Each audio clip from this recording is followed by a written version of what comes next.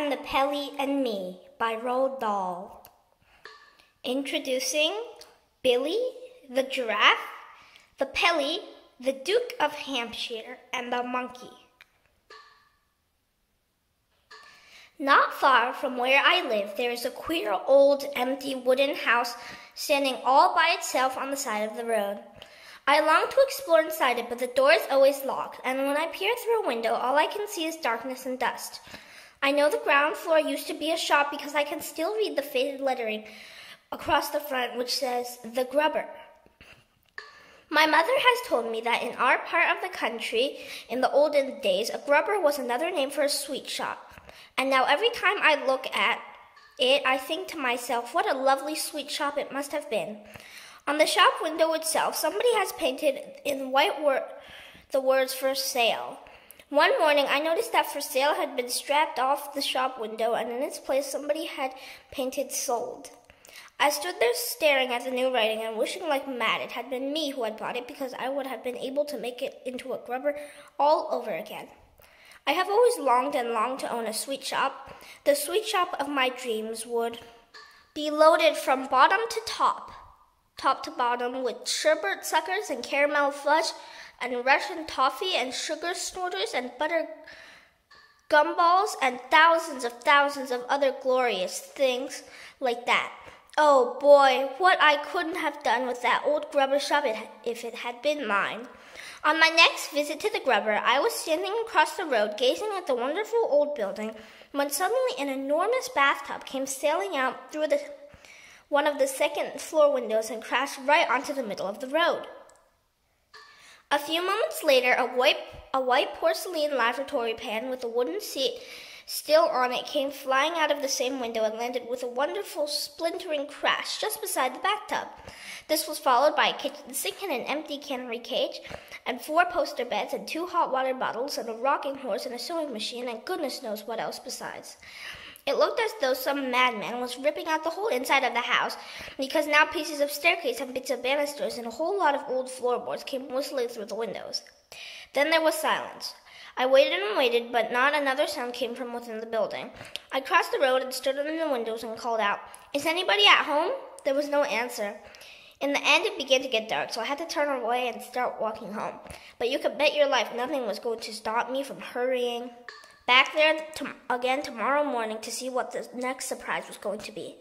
When I got back to the grubber house the next morning, the first thing I noticed was the door.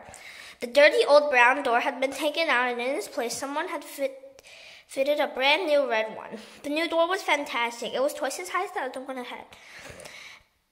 had been, and it looked ridiculous. I couldn't begin to imagine who would want a tremendous door in that house unless it was a giant. As well as this, somebody had scraped away the sold notice on the shop window, and now there was a whole lot of different writing all over the glass. I stood there reading it and trying to figure out what on earth it meant. I tried to catch some sign or sound of movement inside the house, but there was none, until all of a sudden, out of the corner of my eye, I noticed that one of the windows on the top floor was slowly beginning to open outwards. Then a head appeared at the open window. I stared at the head. The head stared back at me with big, round, dark eyes. Suddenly, a second window was flung wide open, and all of a sudden, a crazy white bird hopped out and perched on the windowsill. I knew what this one was because of its amazing beak, which was shaped like a huge orange-colored basin. The pelican looked down at me and sang, "Oh, how I wish for a big fat fish. I'm as hungry as ever could be. A dish of fish is my only wish. How far are we from the sea?" "We are a long way from the sea," I called back to him, "but there's a fishmonger in the village not far away." "A fish what?" "A fishmonger." "Now what on earth would that be?" asked the pelican. "I have heard of fish pie and fish cake and fish finger, but I have never heard of a fishmonger. Are these mongers good to eat?" The question baffled me a bit, so I said, "Who's your friend in the next window?" "She's the giraffe," the pelican answered. "Is she not wonderful? Her legs are on the ground floor and her head is looking out the top window." As if all this wasn't enough, the window on the first floor was now flung wide open, and out popped a monkey. The monkey stood on the windowsill and did a little jiggly dance. He was so skinny he seemed to be made out of furry bits of wire, but he danced wonderfully well, and I clapped and cheered and did a little dance of myself in return. "We are the window cleaners," sang out the monkey. "We will polish your glass till it's shining like brass and it sparkles like sun on the sea. We are quick and polite. We will come day or night, the Giraffe and the Pelly and me. We're a fabulous crew. We know just what to do, and we never stop work to drink tea. All your windows will glow when we give them a go, the Giraffe and the Pelly and me. We use water and soap plus some kindness and hope, but we never use ladders, not we. Who needs ladders at all when you're 30 feet tall? Not the Giraffe, not the Pelly, and not me." I stood there enthralled. Then I heard the Giraffe say to the Pelican at the next window, "Pelly, my dear, be so good as to fly down and bring that small person up here to talk to us." At once the Pelican spread his huge white wings and flew down to the road beside me. "Hop in," he said, opening his enormous beak. I stared at the great orange beak and backed away. I said to the Pelican, "I'll only get inside if you promise not to shut your beak once I'm inside." "You have nothing to fear," cried the Pelican. "And let me tell you why. I have a very special beak. A special beak have I. You'll never see the beak so fine. I don't care where you go. There's magic in this beak of mine. Hop in and don't say no." "I will not hop in," I said, "unless you swear on your honor you won't shut it once I'm inside. I don't like small dark places." "When I have done what I am about to do," said the Pelican, "I won't be able to shut it. You don't seem to understand how my beak works." "Show me," I said. "Watch this," cried the Pelican. I watched in amazement as the top half of the Pelican's beak began to slide smoothly backwards into his head until the whole thing was almost out of sight. "It bends and goes back down inside the back of my neck," cried the Pelican. "Is that nonsensible? Is it not magical?" "It's unbelievable," I said. "It's exactly like one of those metal tape measures my father's got at home. When it's out, it's straight. When you slide it back inside, it bends and disappears." "Precisely," said the Pelican. "You see, the top half of it is no use to me unless I am chewing a fish. The bottom half is what counts, my lad. The bottom half of this glorious beak of mine is the bucket in which we carry our window cleaning water. So if I didn't slide the top half away, I'd been standing around all day long holding it open. So I slide it away for the rest of the day, even so I'm still able to speak. And wherever I've floated has always been known as the Pelican's patented beak.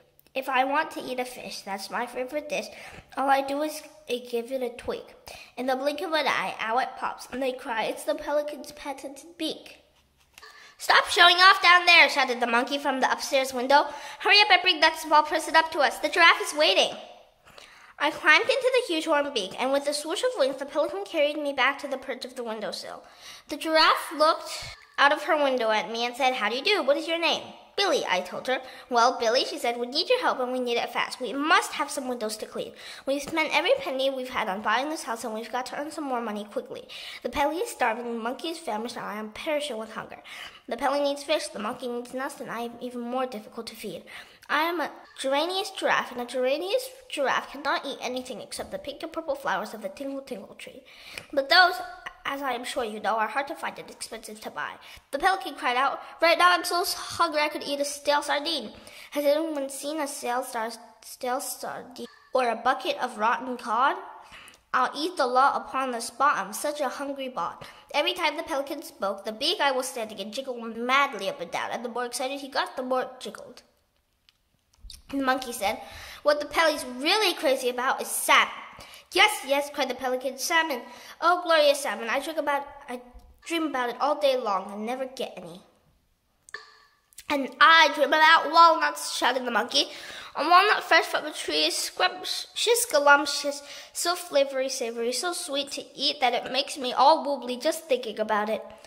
At that moment, a huge white Rolls Royce pulled down below us, and a chauffeur in a blue and golden uniform got out. He was carrying an envelope in one gloved hand.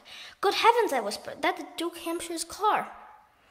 "Who's he?" asked the Giraffe. "He's the richest man in England," I said. The chauffeur knocked on the door of the grubber. He looked up and saw us. He saw the Giraffe, the Pelly, the monkey, and me all staring down at him from above.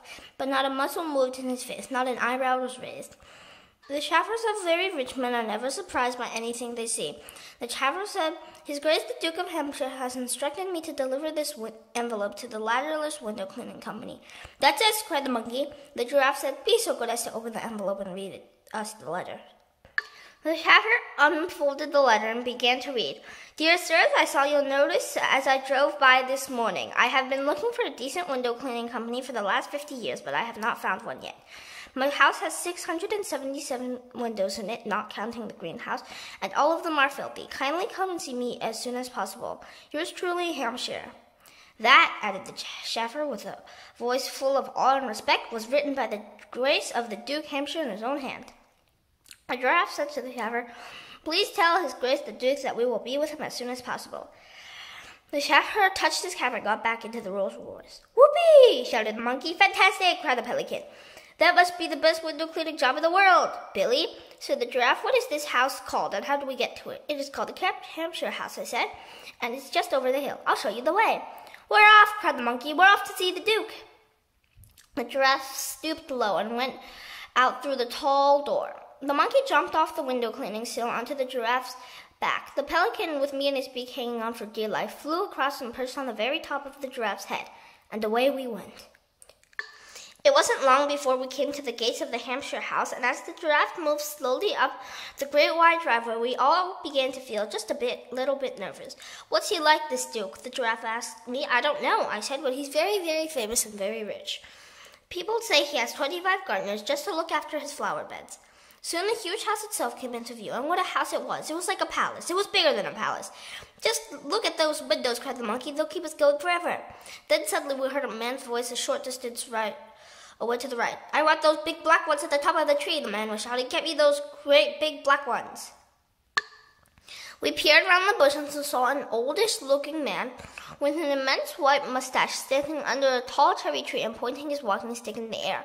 There was a ladder against the tree, and another man, who was probably the gardener, was up at the ladder. Give me those big, black, juicy ones right at the very top, the old man was shouting. I can't reach them, your grace, the gardener called back. The ladder isn't long enough. Damnation, shouted the Duke. I was so looking forward to eating those big ones. Here we go, the Pelican whispered to me, and with a switch and a swoop he carried me up to the very top of the cherry tree, and there he perched. Pick them, Billy, he whispered. Pick them quickly and put them in my beak. The gardener got such a shock he fell off the ladder. Down below us, the Duke was shouting, My gun! Give me my gun! Some damn bull monster of a bird is stealing my best cherries. Be off with you, sir. Go away. Those are my cherries, not yours. I'll have you shot for this, sir. Where is my gun? Hurry, Billy, whispered the Pelican. Hurry, hurry, hurry.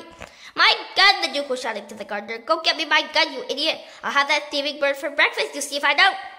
I've picked them all, I whispered to the Pelican. At once the Pelican flew down and landed right beside the furious figure of Duke of Hampshire, who was prancing about and raising his stick in the air. Your cherries, your grace, I said as I leaned over the edge of the Pelican's beak and offered a handful to the Duke. The Duke was staggered. He reeled back and his eyes nearly popped out of their sockets. Great Scott, he gasped. Good Lord. What's this? Who are you? And now the Giraffe, with the monkey dancing about on her back, emerged suddenly from the bushes. The Duke stared at them. He looked as though he was going to have a fit. Who are these creatures? He bellowed. Has the whole world gone completely dotty? We are the window cleaners, sang the monkey. We will polish your glass till it's shining like brass and sparkles like sun on the sea. We will work for your grace till we're blue in the face, the Giraffe and the Pelly and me. You asked us to come see you, the Giraffe said. The truth was at last beginning to dawn on the Duke. He put a cherry in his mouth and chewed it slowly. Then he spat out the stone. I like the way you pick these cherries for me, he said. Could you also pick my apples in autumn? We would. We could. Of course we could, we all shouted. And who are you? The Duke said, pointing his stick at me. He's our business manager, the Giraffe said. His name is Billy. We go nowhere without him. Very well, the Duke muttered. Come along with me and let's see if you're any good at cleaning windows. I climbed out of the Pelican's beak and kindly the old Duke took me by the hand as we walked toward the house. When we got there, the Duke said, What happens next? It is all very simple, your grace. The Giraffe replied, I am the ladder, the Pelly is the bucket, and the monkey is the cleaner. Watch us go. With that, the famous window cleaning gang sprang into action. The monkey jumped down from the Giraffe's back and turned on the garden tap. The Giraffe, the Pelican, held his great beak under the tap until it was full of water. Then, with a wonderful springy leap, the monkey leapt on at once on the Giraffe's neck. From there, he scrambled as easily as if he were climbing a tree, up the long, long neck of the Giraffe until he stood balancing on the very top of her head. The Pelican remained standing on the ground beside us, looking up at the Giraffe. We'll do the top floor first, the Giraffe shouted. Down, bring the water up, please. The Duke called out, don't worry about the 2 top floors. You can't reach them anyway. Who says we can't reach them? The Giraffe called back. I do, said the Duke firmly. I'm not having any of you risking your silly necks around here. If you wish to be friends with a giraffe, never say anything bad about its neck. It's its most proudest possession. What's wrong with my neck? Snapped the Giraffe. Don't argue with me, you foolish creature, shouted the Duke. If you can't reach it, you can't reach it, and that's the end of it. Now get on with your work. Your Grace, the Giraffe said, giving the Duke a small, superior smile. There are no windows in this world I cannot reach with this magical neck of mine. The monkey, who was dancing about most dangerously on top of the Giraffe's head, cried out, Show him, Giraffe! Go on and show him what you can do with your magical neck. The next moment, the Giraffe's neck, which heavens know was how long already, began to grow longer and longer and longer, and higher and higher and higher, until at last the Giraffe's head with the monkey on top of it was level with windows of the top floor. The Giraffe looked down from a great height and said to the Duke, How's that? The Duke was speechless. So was I. It was the most magical thing I had ever seen. More magical ever than the pelican's patented beak. Above us, the Giraffe was beginning to sing a little song, but she sang so softly I could hardly catch the words. I think it went something like this. My neck can stretch terribly high, much higher than eagles can fly. If I ventured to show just how high I could go, you'd lose sight of my head in the sky. The pelican, with this huge beak full of water, flew up and perched on one of the top floor windowsills near the monkey, and now the great window cleaning business really began. The speed in which the team worked was astonishing. As soon as one window was done, the Giraffe moved the monkey over to the next one, and the pelican followed. When all the 4th floor windows on that side of the house was finished, the Giraffe simply drew her magical neck until the monkey was level with the 3rd floor windows, and off they went again. Amazing, cried the Duke. Astonishing, remarkable, incredible. I haven't seen out of any of my windows for years. Now I shall be able to sit indoors and enjoy the view. Suddenly, I saw all 3 window cleaners stop dead in their tracks. They seemed to freeze against the tall wall of the house. None of them moved. What's happened to them? The Duke asked me. What's wrong? I don't know, I answered. Then the Giraffe, with the monkey on her head, tiptoed very gingerly away from the house and came toward us. The pelican flew with them. The Giraffe came up very close to the Duke and whispered, Your Grace, there's a man in one of the bedrooms on the 3rd floor. He is opening all the drawers and taking things out. He's got a pistol. The Duke jumped about a foot in the air. Which room? He snapped. Show me at once. It's the one on the 3rd floor where the window was wide open, the Giraffe whispered. By gad, cried the Duke. That's the Duchess's room. He's after her jewels. Call the police. Summon the army. Bring up the cannon. Charge with the light brigade. But even as he spoke, the pelican was flying up into the air. As he flew, he turned himself upside down and tipped the window cleaning water out of his beak. Then I saw the top half of that marvelous patent beak sliding out of his head, ready for action. What's that crazy bird up to? Cried the Duke. Wait and see, shouted the monkey. Hold your breath, old man. Hold your nose. Hold your horses and watch the Pelly go. Like a bullet, the pelican flew in through the open window, and 5 seconds later, out he came again with his great orange beak firmly closed. He landed on the lawn beside the Duke. A tremendous bang noise was coming from inside the pelican's beak. It sounded as though someone was using a sledgehammer against it from the inside. He's got him, cried the monkey. Pelly's got the burglar in his beak. Well done, sir, shouted the Duke, hopping about with excitement. Suddenly he pulled the handle of his walking stick upwards, and out of the hollow inside of the stick itself he drew out a long, thin, sharp, shining sword. I'll run him through, he shouted, flourishing the sword like a fencer. Open up, pelican, let me have him. I'll run the bounder through him before he knows what's happened to him. I'll spike him like a pat of butter. I'll feed his gizzards to my foxhounds. But the pelican did not open his beak. He kept it firmly closed and shook his head at the Duke. The Giraffe shouted, The burglar is armed with a pistol, your Grace. If Pelly lets him out now, he'll shoot us all. He can be armed with a machine gun for all I care, bellowed the Duke, his mastiff mustaches bristling like brushwood. I'll handle the blighter. Open up, sir, open up. Suddenly, there was an ear-splitting bang, and the pelican jumped 20 feet into the air. So did the Duke.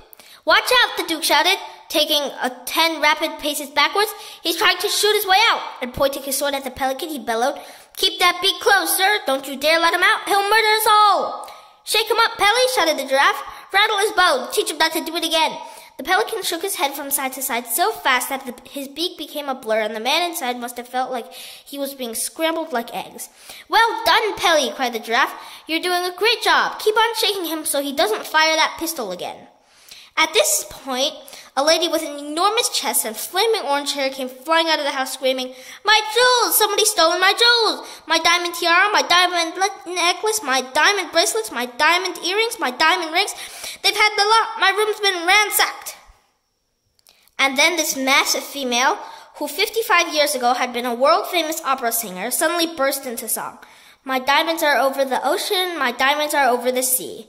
My diamonds were picked from my bedroom. Oh, bring back my diamonds to me."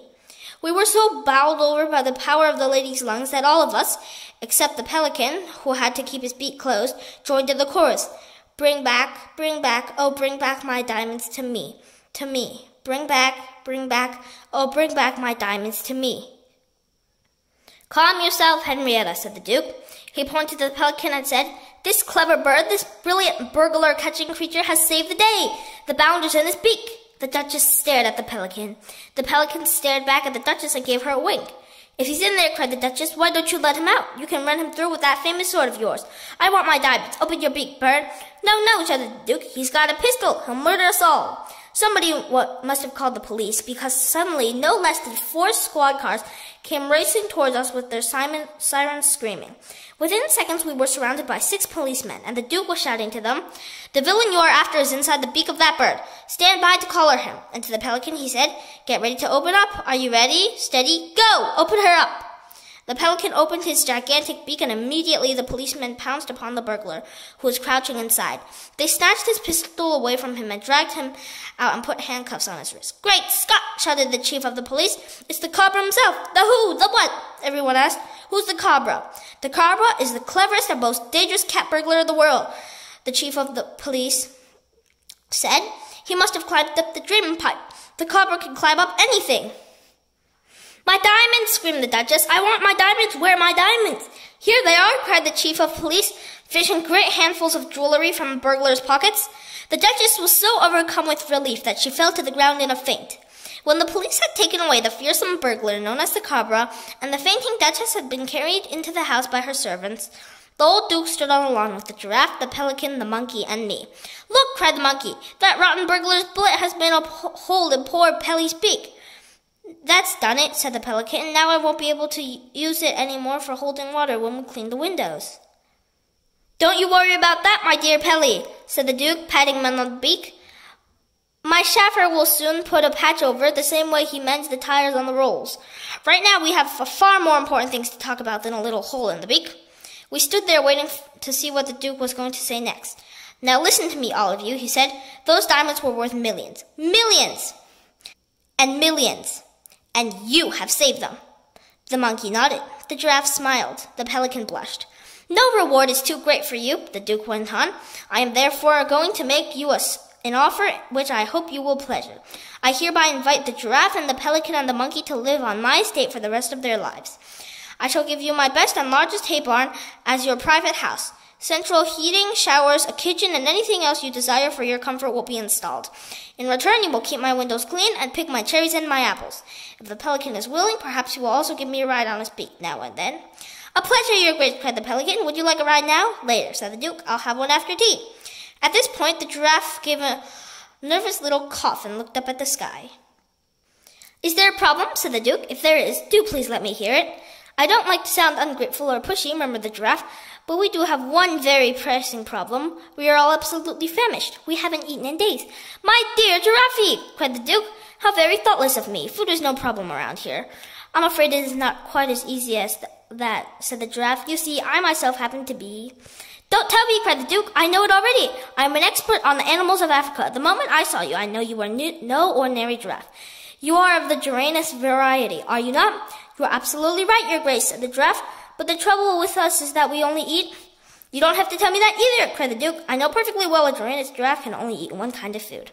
Am I not right in thinking that the pink and purple flowers of the Tinkle Tinkle tree are your only diet?" "Yes," said the giraffe, "and that's been my problem ever since I arrived on these shores." "That is no problem here at the Hampshire house," said the Duke. "Look over there, my dear Giraffe, and you will see the only plantation of Tinkle Tinkle trees in the entire country." The giraffe looked. She gasped in astonishment, and at first she was so overwhelmed she couldn't even speak. Great tears of joy began running down her cheeks. "If I were to ask you for a reasonably fresh piece of haddock or cod every day, "Have a good call," shouted the Duke, spitting out the words like they were made a bad taste in his mouth. "Cast your eyes, my dear Pelly, over there in the south." The pelican looked across the vast rolling estate, and in the distance he saw a great river. "That is River Hamp," cried the Duke, "the finest salmon river in the whole of Europe." "Salmon!" screeched the pelican. "Not salmon? You don't really mean salmon?" "It's full of salmon," the Duke said, "and I own it. You can help yourself." Before he had finished, the pelican was in the air. The Duke and I watched him as he flew full speed toward the river. We saw him circle over the water, then he dived and disappeared. A few moments later, he was in the air, and he had a gigantic salmon in his beak. I stood alone with the Duke on the lawn beside his great house. "Well, Billy," he said, "I'm glad they are all happy, but what about you, my lad? I am wondering if you happen to have just one little special wish all for yourself. If you do, I'd love for you to tell me about it." There was a sudden tingling in my toes. It felt as though something tremendous might be happening to me any minute. "Yes," I murmured nervously, "I do have one extra special little wish." "And what might that be?" the Duke said in a kindly voice. "There's an old wooden house near where I live," I said. "It's called the Grubber, and long ago it used to be a sweet shop. I have wished and wished that someday someone might come on and make it into a marvelous sweet shop all over again." "Somebody?" cried the Duke. "What do you mean, somebody? You and I will do that. We'll do it together. We'll make it into the most wonderful sweet shop in the world, and you, my boy, will own it." Whenever the Duke got excited, his enormous mustaches started to bristle and jump about. Right now they were jumping up and down so much it looks as though he had a squirrel on his face. "By gad, sir," he said, waving his stick, "I shall buy the place today. Then we'll get to work and have the whole thing ready in no time. You just wait and see what sort of sweet shop we are going to make out of this Grubber place of yours." It was amazing how quickly things began to happen after that. There was no problem about buying the house because it owned by the Giraffe and the Pelly and the Monkey, and they insisted upon giving it to the Duke for nothing.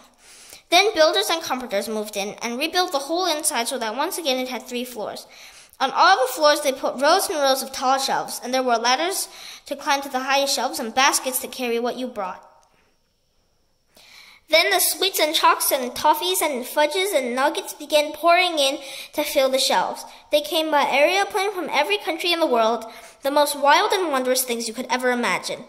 There were gum twigglers and fizzwinkles from China, froth blowers and spit sizzlers from Africa, tummy ticklers and gobwonglers from the Fiji Islands, and lip lickers and plush nuggets from the land of the midnight sun. For 2 whole weeks, the flood of boxes and sacks continued to arrive. I could no longer keep track of all the countries they came from, but you can bet your life that as I unpacked each new patch, I sampled it very carefully. I can remember especially the giant guang doodles from Australia, every one with a huge ripe strawberry hidden inside its crisp chocolate crust, and the electric fizz cocklers that made every hair on your head stand straight up on the other end as soon as you pop one into your mouth. And there were niche nobblers and gum glotters and blue bubblers and sherbet suckers and tongue rakers. And as well as this, there was a whole lot of splendid stuff from the Great Wonka factory itself. For example, the famous Willy Wonka rainbow drops. Suck them and you can spit in 7 different colors. And his stick jaw for talkative parents. And his mint jujubes that will give the boy next door green teeth for a month. On the grand opening day, I decided to allow all my customers to help themselves for free. And the place was so crowded with children you could hardly move. The television cameras and the newspaper reporters were all there, and the old Duke himself stood outside in the road with my friends the Giraffe and the Pelly and the Monkey watching the marvelous scene. I came out of the shop to join them for a few extra moments, and I brought each of them a bag of extra special sweets as a present. To the Duke, because the weather was a little chilly, I gave some scarlet scorched whoppers that had been sent to me from Iceland. The label said they were guaranteed to make the person who sucked them as warm as toast, even if he was standing stark naked in the North Pole in midwinter. The moment the Duke popped one into his mouth, thick smoke came gushing out of the old boy's nostrils in such quantities that I thought his mustaches were going to go up in flames. "Terrific!" he cried, jumping up. "Wow, tremendous stuff! I'll take a case of them home with me." To the Giraffe I gave a bag of glumptious gobblers. The gobbler is a especially delicious sweet that is somewhere near Mecca. And the moment you bite into it, all the perfume juices of Arabia go squirting down your gullet one after another. "It's wonderful!" cried the Giraffe as a cascade of lovely liquid flavors poured all the way down her long, long throat. "It's even better than my favorite pink and purple flowers." To the Pelican I gave a big bag of pishlets.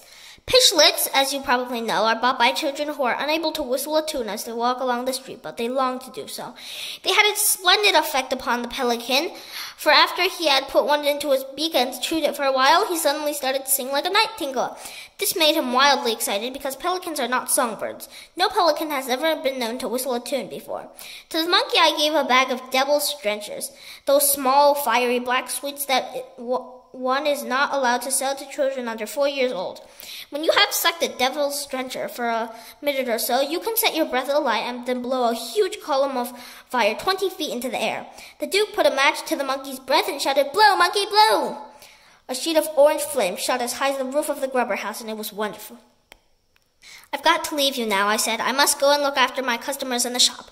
"We must go too," said the giraffe. "We have 100 windows to clean before dark." I said goodbye to the Duke, and then one by one I said goodbye to my 3 best friends I had ever had. Suddenly we all became very quiet and melancholy, and the monkey looked as though he was about to cry as he sang me a little song of farewell. "We have tears in our eyes as we wave our goodbyes. We so loved being with you, we 3. So do please now and then come and see us again, the Giraffe and the Pelly and me. All you do is to look at a page in this book, because that's where we always will be. No book ever ends when it's full of your friends, the Giraffe and the Pelly and me." That's it, the end of the book. Here's one last word invented by Roald Dahl himself. Make sure you keep it safe. Babblement, a nice gossipy conversation.